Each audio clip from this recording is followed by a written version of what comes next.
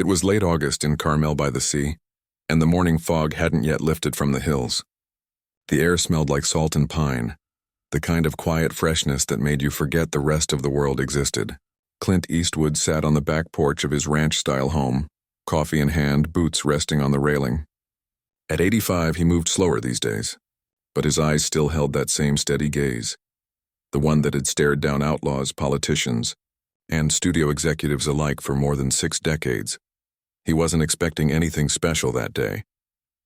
Just another morning of reading the paper, maybe tinkering with his old pickup truck, and if the mood struck him, watching the ocean from the bluff behind his house.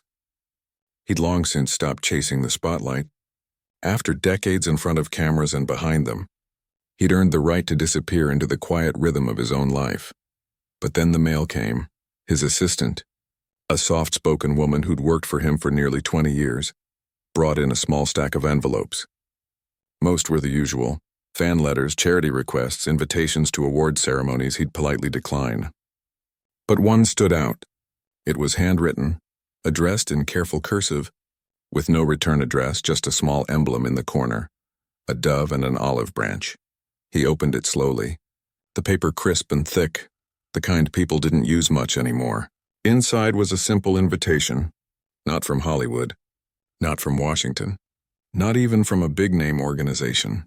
It was from a local group called the Carmel Interfaith Circle, a gathering of ministers, rabbis, imams, and community leaders who met once a month to talk about compassion, justice, and how to live with purpose in a noisy world. They were hosting a special evening titled Moral Leadership in a Divided Age, and they wanted him to speak. Clint almost laughed. Him? A man known for playing tough guys with few words and quick triggers?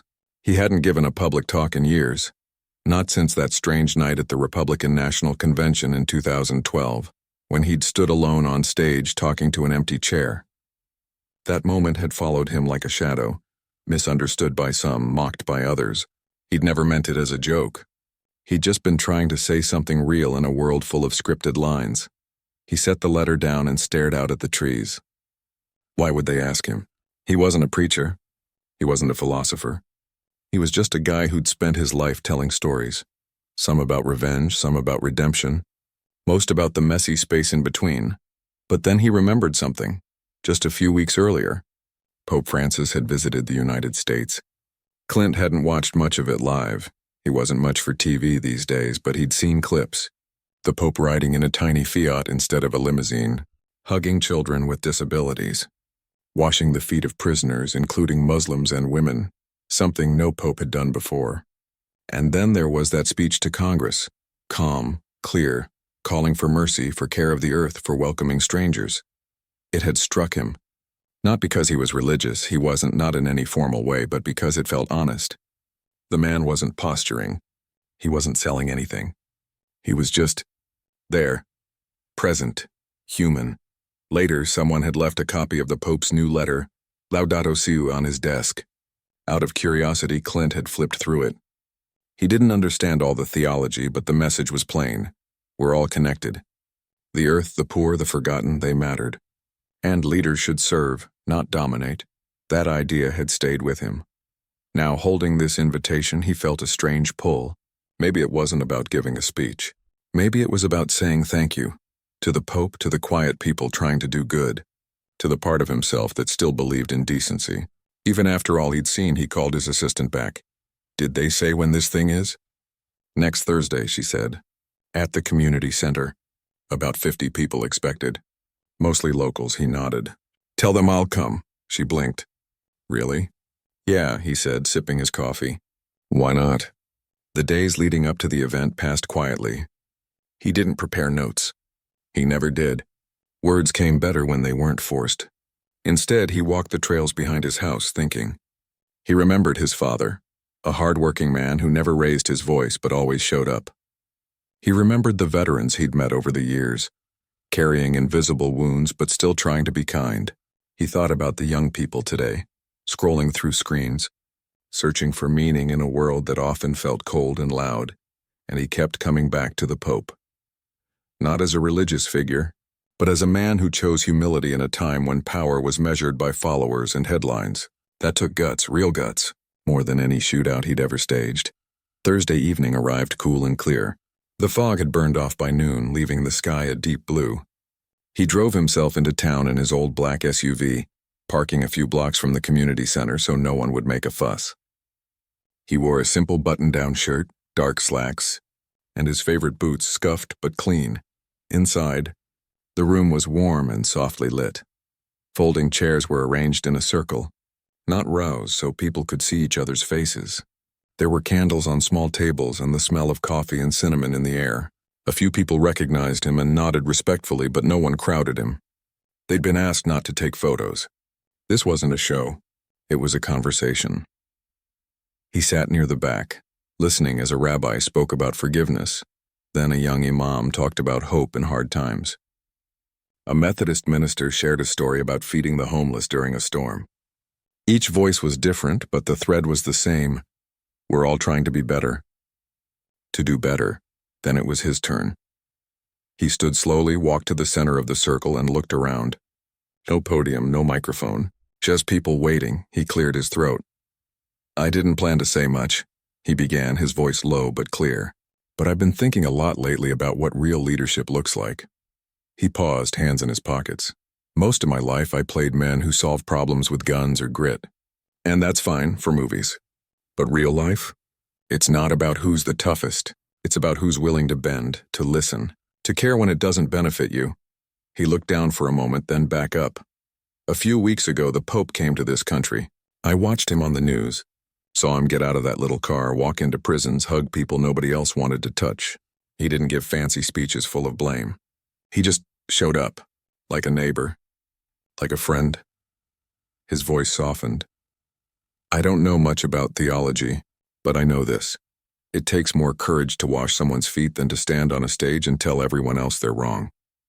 That kind of humility, that's rare, and it matters. He didn't say much more, just a few minutes, really.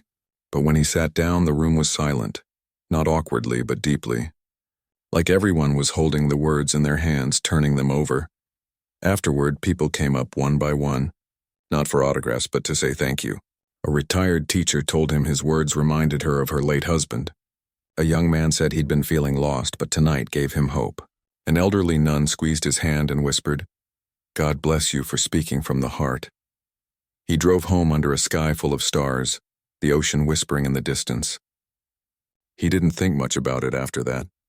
Just another evening, another honest moment in a long life. But someone in the back row had recorded his talk on a phone. Not to go viral, just to remember. They posted it online the next day with a simple title, Clint Eastwood on Pope Francis and Quiet Courage. By morning, it had been shared thousands of times. By noon, news outlets were calling. By nightfall, millions had watched it. And somewhere in Rome, in a quiet office overlooking St. Peter's Square, a man in white robes would soon hear about an old actor in California who said something simple and true about what it means to lead with love. The next morning, Clint woke up the same way he always did before sunrise, to the sound of birds and the distant crash of waves. He made coffee, fed his dog, and checked the weather. Nothing unusual. He hadn't given much thought to the little talk he'd given the night before. It felt like one of those quiet moments that come and go, like a breeze through an open window. Felt, but soon forgotten. But the world hadn't forgotten.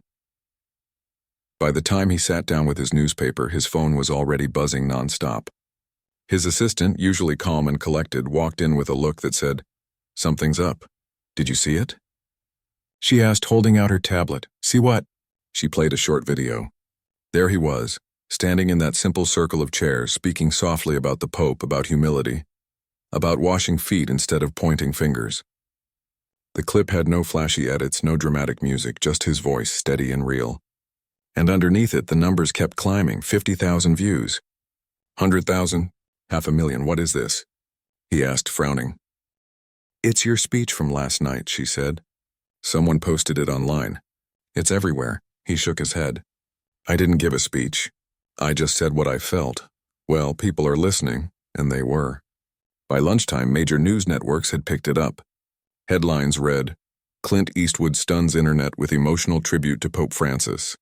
And, from Dirty Harry to Holy Humility, Eastwood's unexpected message. Talk shows debated it.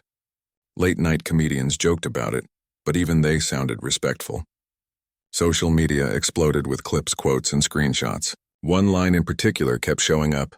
Maybe saints don't wear robes. Maybe they wear work boots and listen more than they talk. He hadn't even remembered saying that. It just came out. At first he ignored it. He turned off his phone, went for a long walk on the beach, and tried to lose himself in the rhythm of the tide. But the world kept knocking. Calls came from old friends in Hollywood, some curious, some confused. "Since when did you become a papal fan?" one joked. Another, more serious, said, "You know this is going to ruffle feathers, right?" He did know. And he didn't care. Not in the way people thought. What surprised him most wasn't the attention, but the messages. Not from celebrities or politicians, but from ordinary people. A letter arrived from a veteran in Montana who said he'd been angry at the world for years.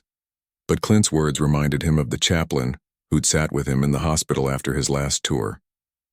A high school teacher in Ohio wrote that she played the clip for her students during a lesson on empathy, and for the first time all year, the room was completely silent. A young woman in Texas sent a note saying she'd been thinking about leaving the church because it felt too judgmental, until she heard Clint talk about the Pope like he was just a good man trying to do good things. Those notes stayed with him. He kept them in a drawer by his desk, rereading them when the noise outside got too loud, because the noise was getting loud. By the third day, the backlash started. Conservative talk radio hosts called him soft and out of touch. One pundit claimed he'd betrayed his base by praising a pope who talked about climate change and helping immigrants. Old clips of his 2012 convention speech resurfaced, edited to make it look like he was mocking faith itself.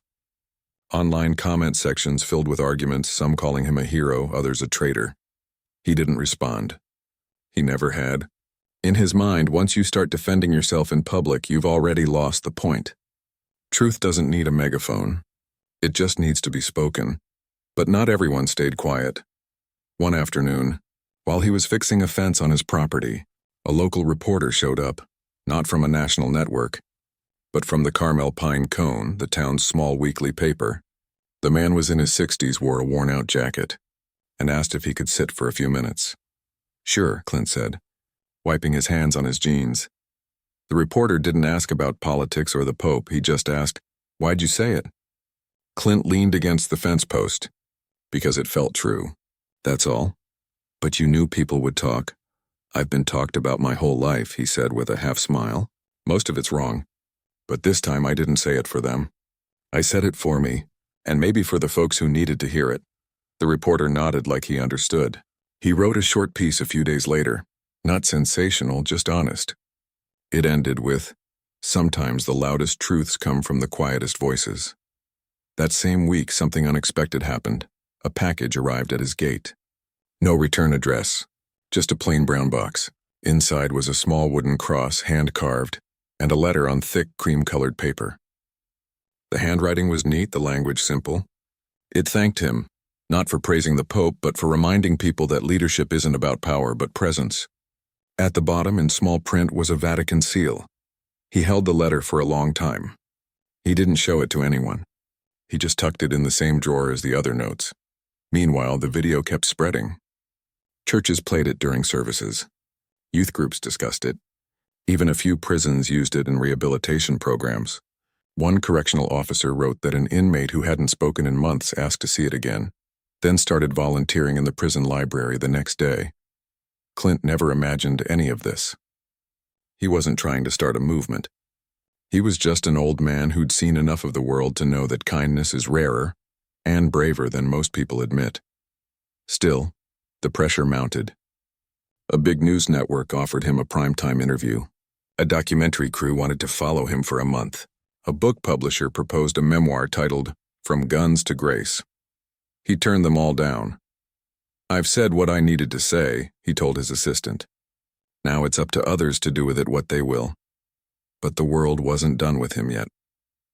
One evening, as he sat on his porch watching the sunset paint the sky in oranges and purples, his phone rang. It was a number he didn't recognize, but his assistant had flagged it as important. He answered. A calm, accented voice came through, gentle, unhurried. It was a representative from the Vatican. Not to ask for anything, not to make a statement, just to say that the Pope had read the transcript of his talk, and that he appreciated the sincere reflection on service and humility. Clint was silent for a moment.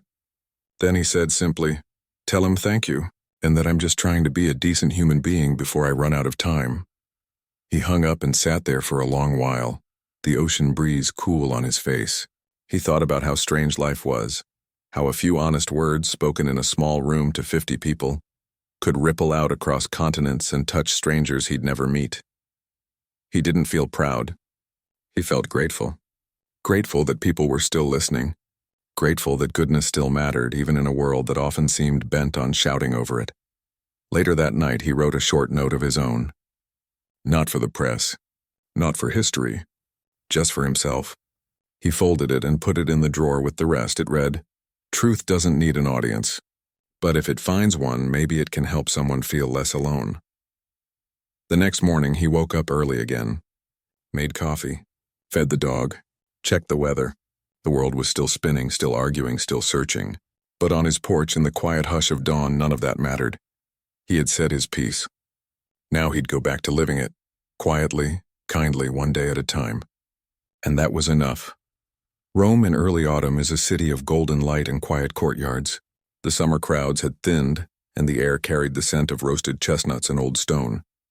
Inside the apostolic palace, past corridors lined with centuries of history, a small office hummed with the low murmur of voices and the rustle of paper. It wasn't the grand chamber people imagined when they thought of the Vatican. It was modest, almost ordinary, with bookshelves crammed full, a worn wooden desk and a single window overlooking a garden where sparrows flitted between olive branches. Here, a few trusted aides monitored global reactions to the Pope's recent U.S. visit. They tracked news, social media, letters from bishops, messages from world leaders. Most of it was expected: praise, criticism, policy debates. But then one morning a young staffer paused over a video clip that had been flagged by their digital team. It was short, just under 3 minutes. An older man, silver-haired and steady-eyed, speaking without notes in a simple community hall. The setting was humble, the audience unassuming. But his words carried weight. He spoke of the Pope not as a distant religious figure, but as a man who walks among us, who chooses kindness when it's easier to be angry. The staffer watched it twice, then sent it up the chain. By midday, a printed transcript sat on a quiet desk in a room where decisions that shaped millions of lives were often made. The Pope read it slowly, his reading glasses perched low on his nose. He didn't rush. He rarely did. When he finished, he set the paper down and looked out the window. A small smile touched his lips, not of pride but of recognition. It was the kind of smile you give when someone sees you not for your title but for your intent. He turned to his secretary. "This man, he's an actor, yes?" "Yes, Holy Father. Clint Eastwood, very famous in America. Made many films," the Pope nodded. "And yet he speaks like a man who has seen much, and learned from it." He was silent for a moment, fingers tapping lightly on the arm of his chair. Then he said, "Send him a note. Not official.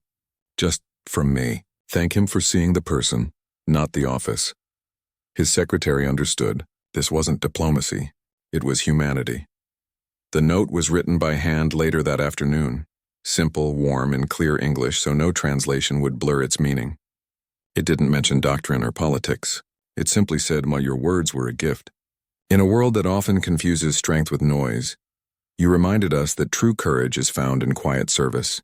May you continue to walk with peace. It was signed with just his first name, Francis, and sealed with a small wax emblem. Meanwhile, back in California, Clint had returned to his routine. He'd stopped checking the news. The storm of attention had begun to quiet, replaced by the usual cycle of celebrity gossip and political drama. He spent his days working on a new script, walking his property and occasionally stopping by the local diner for coffee and a slice of pie. People still recognized him, but they'd learned not to make a fuss. They'd nod, maybe say good to see you, and leave him be. He didn't know about the note. Not yet. But the ripples from his words kept spreading in ways no one could have predicted. In a small parish in rural Iowa, a priest played the clip during a Sunday homily. After Mass, an elderly man approached him with tears in his eyes. "I haven't been to confession in 20 years," he said. "But after hearing that, I think I'm ready to try again." In a high school outside Chicago, a teacher used the speech as part of a lesson on moral courage. One student, usually quiet and withdrawn, raised her hand and said, "So being strong doesn't mean never showing fear?" The class fell silent. Then someone said, "I guess it means facing it anyway." Even in unexpected places like a VA hospital in Texas, nurses reported that veterans who rarely spoke began opening up after hearing Clint's reflection on humility. One man, a former Marine, told his counselor, "If a guy like him can say that stuff, maybe it's okay for me to ask for help." None of this reached headlines, but it mattered, deeply. Back in Rome, the Pope mentioned Clint's words during a private meeting with bishops from North America. "Sometimes," he said, "the most powerful witnesses to faith come from outside the church. Not because they preach, but because they see and speak the truth without agenda." He didn't call for a formal response. He didn't need to. The message had already done its work. Still, the Vatican's communications team quietly archived the transcript. Not in the official records, but in a special folder labeled Voices of Conscience. A collection of letters, speeches and moments from artists, scientists, and ordinary citizens whose words aligned with the gospel without ever quoting it. Weeks passed. The note from the Pope traveled by diplomatic pouch, then by secure courier, finally arriving at Clint's gate in a plain envelope with no markings. His assistant, recognizing the seal, brought it to him immediately. He opened it slowly as if handling something fragile. When he read it, he didn't say a word. He just sat there on his porch, the paper in his hands, the ocean breeze rustling the trees. For a long time, he stared at the signature, just Francis, as if it were a bridge between two very different lives that had, for a moment, touched the same truth. He folded the note carefully and placed it in the drawer with the others, the letters from strangers, the wooden cross, the thoughts he'd written to himself. He didn't show it to anyone. He didn't post it online. He just let it be what it was. A quiet acknowledgement between two men who believe that how you treat people matters more than what you say about them. Later that evening, he called his assistant. "Cancel my meetings for tomorrow," he said. "I'm going to visit the youth center in Salinas." She didn't ask why. She already knew. The next day, he drove south in his old SUV, stopping at a small nonprofit that worked with at-risk teens, many of them from immigrant families, many struggling with poverty, identity, and the feeling that no one saw them. He didn't come as a celebrity. He came as a listener.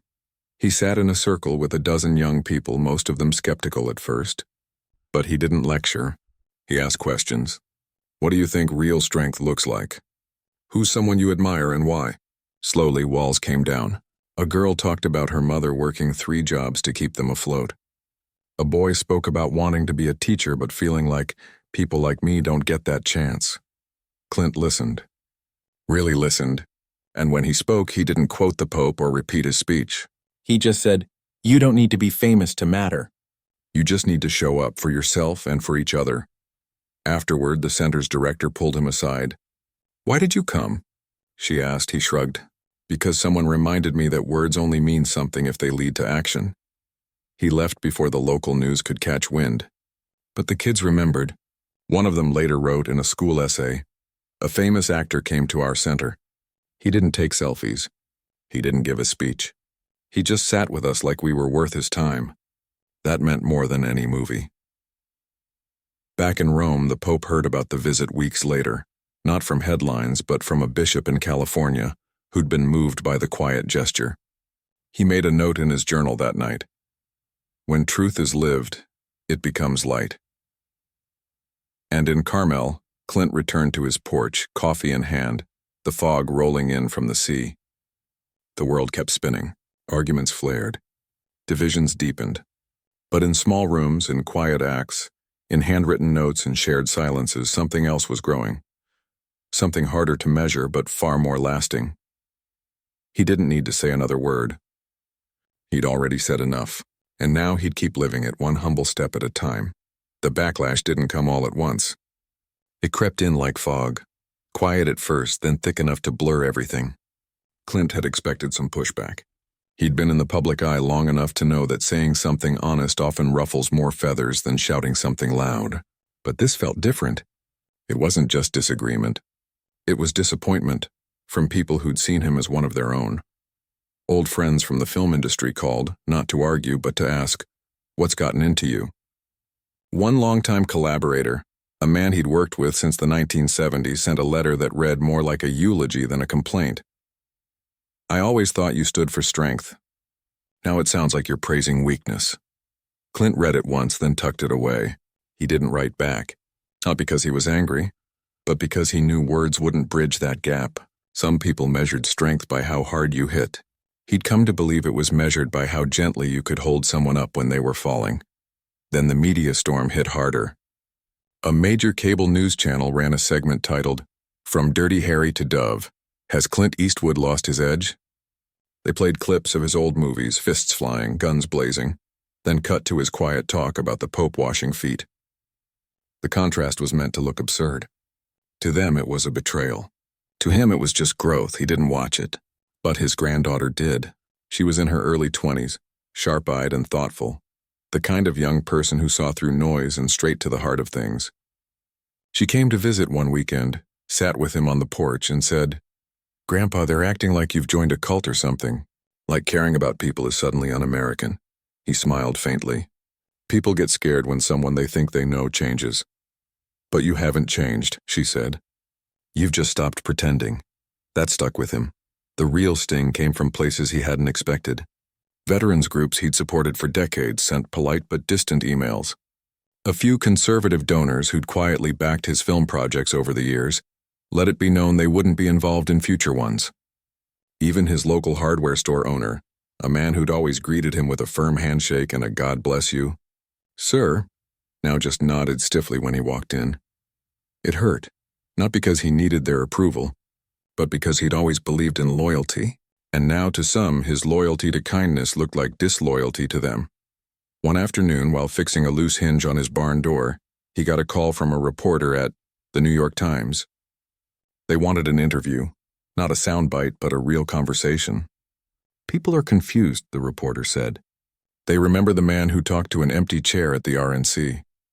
Now they hear you praising a pope who talks about climate change and welcoming refugees. Which one is the real you?" Clint thought about it. Then he said, "Both." He agreed to the interview not for fame, but for clarity. They met at his kitchen table, just the two of them, no cameras, no assistants. The reporter was in his 50s, wore a rumpled shirt, and asked questions like he actually wanted answers, not quotes for a headline. "Why now?" the reporter asked. "Why speak up about the Pope?" Clint poured 2 cups of coffee. "Because I've spent my life playing men who solve problems with force. And I believed in that for stories. But life isn't a movie. Real problems, loneliness, fear, division, they don't get fixed with a punch or a gun. They get fixed with patience, with showing up, with saying, 'I see you,' even when it's hard." He paused, stirring his coffee slowly. "I'm not religious. Never have been. But I respect anyone who lives what they preach. And this Pope? He doesn't hide behind walls. He goes to the places people avoid. That's not weakness. That's the hardest kind of courage." The reporter leaned forward. "Do you worry you've alienated your base?" Clint chuckled softly. "I never had a base. I've just been a guy telling stories. If people only liked me when I played tough guys, that's on them, not on me. I'm still the same person. I just stopped pretending I had all the answers." The interview ran a week later, not on the front page, but deep inside the Sunday magazine. It was titled "Clint Eastwood on Growing Older, Wiser, and Less Afraid to Be Kind." There were no flashy photos, just a black and white shot of him leaning against his truck, hat in hand, looking out at the horizon. Most people expected outrage. Instead, something unexpected happened. Letters started arriving, not from studios or politicians, but from everyday folks. A retired firefighter in Oregon wrote, "I've carried guilt for years because I cried after 9/11. Your words made me feel like that was okay." A school bus driver in Kentucky said, "I try to say one kind thing to every kid I pick up. After reading your interview, I realize that's leadership too." A woman in Florida, recently widowed, wrote that she'd been too ashamed to ask for help until she read that even a man like Clint Eastwood believed it was brave. Dozens of them. Some young, some old. Some in wheelchairs. Some with medals they never wore. They wrote about PTSD, about feeling invisible after coming home, about how society praised their service but ignored their pain. One letter, typed on an old manual typewriter, said, "You made me feel like I don't have to be tough all the time to still be worthy." Clint read everyone. He didn't respond publicly, but he kept them all, stacked neatly in the same drawer as the Pope's note and the wooden cross. His granddaughter visited again a few weeks later. She brought cookies in a thick envelope. "This came for you," she said. "No return address, just a lot of stamps." Inside were over 100 handwritten notes, all from different cities, all saying similar things. "Thank you for giving us permission to be human." She watched him read the first few, his eyes softening in a way she rarely saw. "You know," she said gently, "you didn't just talk about the Pope. You reminded people that it's okay to care." He looked up. "Maybe that's what we've all been missing. Not more opinions, just more care." The noise from the critics never fully went away. Talk shows still mocked him. Online commenters still called him soft. But something had shifted. The conversation wasn't just about him anymore. It was about what kind of world people wanted to live in, hard and sharp, or open and kind. And more people were choosing the latter. One evening, as he sat on his porch watching the sunset paint the sky in soft pinks and golds, his dog at his feet, he felt a quiet peace. He hadn't set out to change minds. He'd just spoken from his heart. And somehow that had been enough. He didn't need everyone to understand. He just needed to stay true to what he now knew. That real strength isn't about never bending. It's about bending toward others when they need you most. And if that made him speechless to millions, so be it. He'd rather be kind than right. Always. Time has a way of smoothing out the sharp edges of a moment. What once felt like a storm, loud, urgent, all-consuming, slowly settles into memory, like sand carried by the tide. For Clint, the frenzy around his words about the Pope faded as quietly as it had arrived. The news cycle moved on. New controversies flared. New heroes and villains emerged. But something had changed, not in the headlines, but in the quiet corners of ordinary life. He returned to his routines, early mornings with coffee, long walks with his dog, tinkering with old cars in his garage. He still directed films, though fewer now and only the ones that felt worth telling. He said no to interviews, no to awards shows, no to anything that smelled of spectacle. He'd said what he needed to say. Now he preferred to let his actions speak. But those actions didn't stay hidden for long. Without fanfare, without press releases, he began quietly supporting a small mentorship program in Salinas, a place not far from his home, but worlds away in opportunity. It was run out of a converted church basement, serving kids who'd been written off by the system. Those bouncing between foster homes, those working after school to help their families pay rent, those who'd never met an adult who believed in them without expecting something.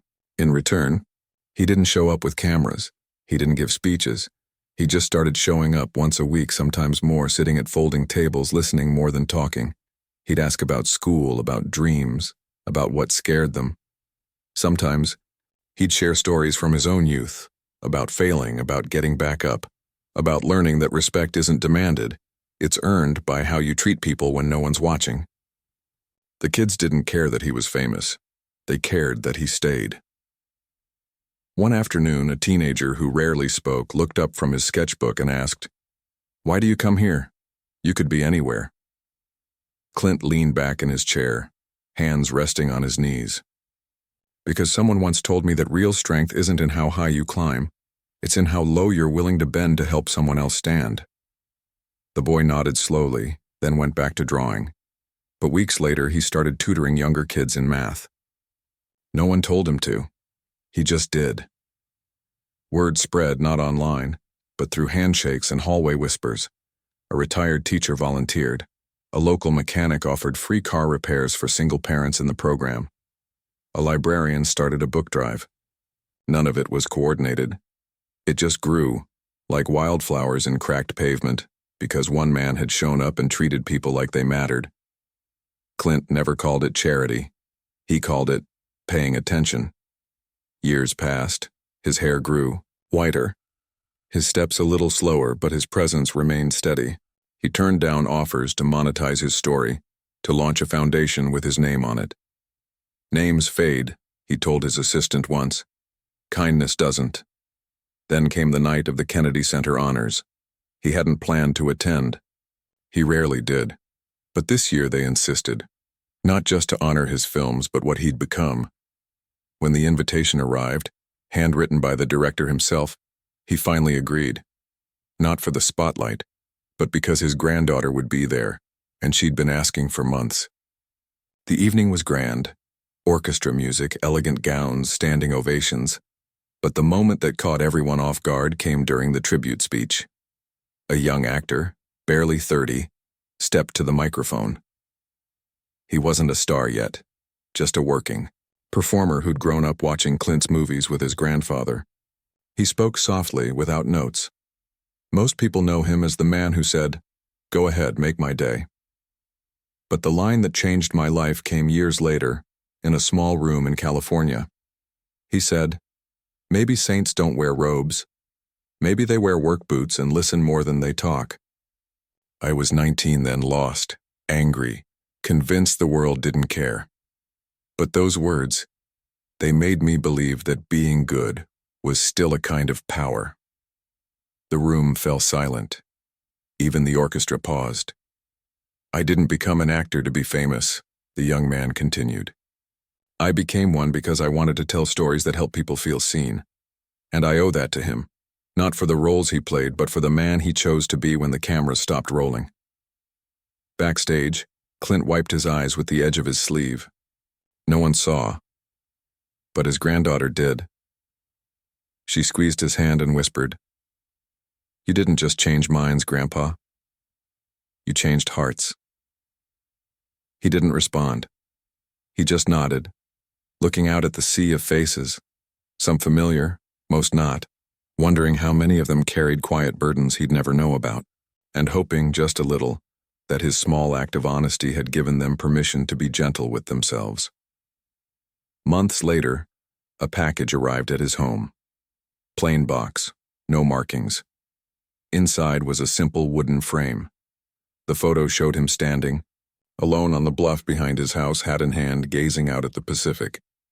It had been taken years ago by a local photographer, never published. Tucked behind the photo was a note on thin, cream-colored paper. "Thank you for seeing the man behind the collar.